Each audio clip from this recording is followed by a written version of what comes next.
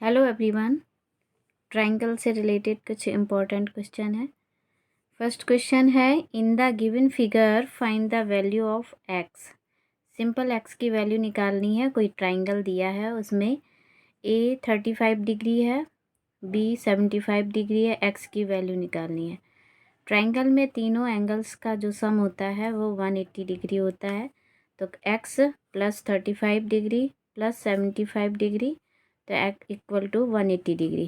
तो एक्स की वैल्यू निकालेंगे 180 माइनस करेंगे 110 तो एक्स की वैल्यू आ जाएगी 70 डिग्री। नेक्स्ट क्वेश्चन देखेंगे, सिंपल था। In the given figure find the difference between x and Y.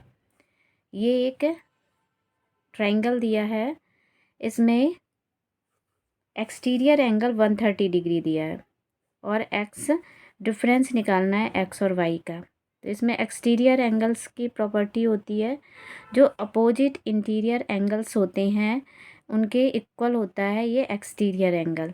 तो exterior angles 130 degree equal to x plus 68 degree. ये इंटीरियर अपोजिट इंटीरियर एंगल्स हैं।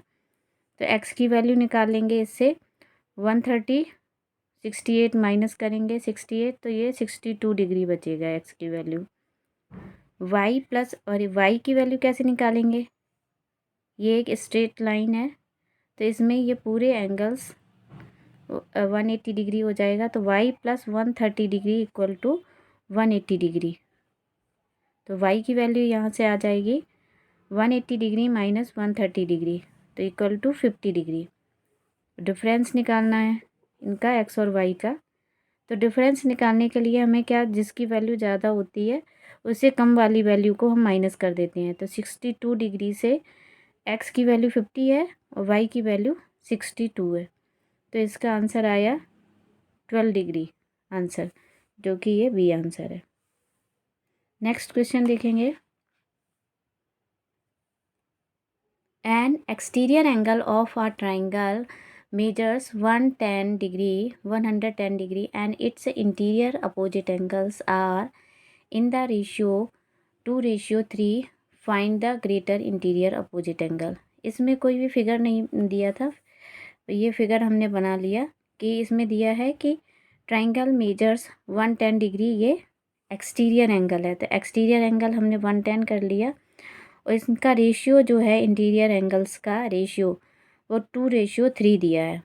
तो हमने मान लिया लेट 2x और 3x इनका रेशियो दिया है 2x, तो 2x इनका ये एंगल ये हो गया इंटीरियर और दूसरा एंगल 3x हो गया। तो एक्सटीरियर एंगल्स की जो प्रॉपर्टी होती है कि exterior angles equal to sum interior angles. तो 2x plus 3x equal to 110 degree. तो 5x इक्वल टू 110। तो x की वैल्यू निकल आई 110 अपॉन 5। तो इसका डिवाइड किया तो 22, एक्स की वैल्यू आई 22। इसमें पूछा क्या गया है, ग्रेटर इंटीरियर अपोजिट एंगल। तो इसमें ग्रेटर कौन सा है 3x। तो इसमें ग्रेटर अपोजिट एंगल निकालेंगे 3x की 3 इंटू 22 तो 66 डिग्री इसका आंसर आएगा, जो कि सी आंसर है। नेक्स्ट क्वेश्चन देखेंगे,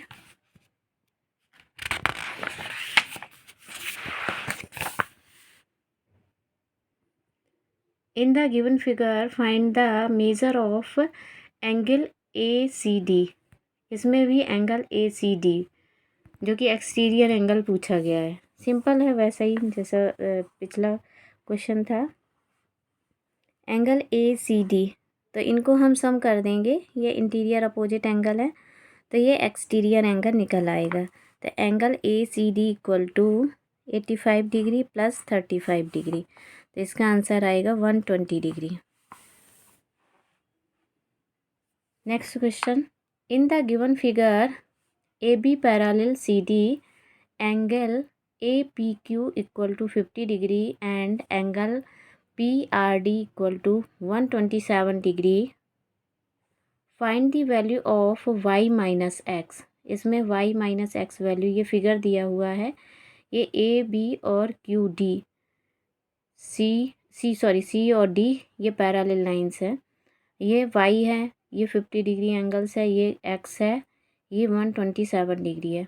तो 127 तो ये एक्सटीरियर एंगल दिख रहा है, तो एक्स प्लस वाई बराबर 127 डिग्री हो जाएगा, जो कि एक्स प्लस वाई किया हमने, तो 127 डिग्री जो एक्सटीरियर एंगल है।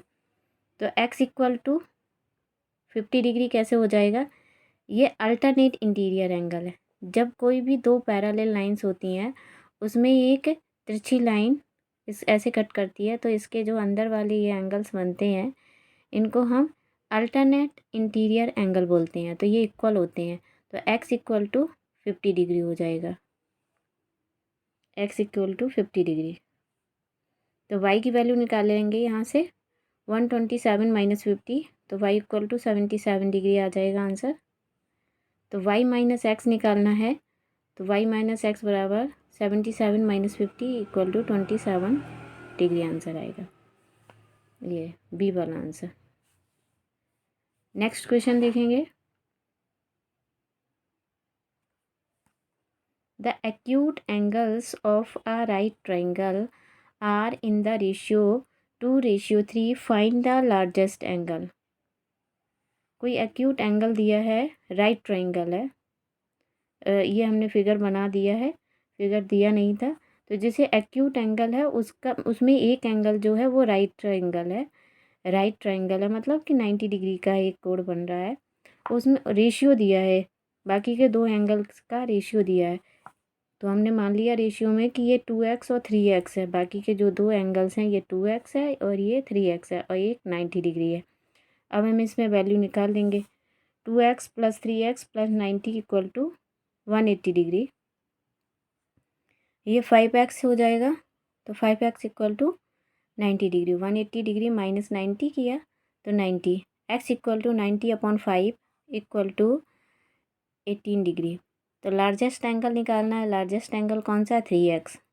तो 3x इक्वल टू 3 इंटू 18, तो ये इसमें 54 डिग्री आंसर आया, ये डी वाला।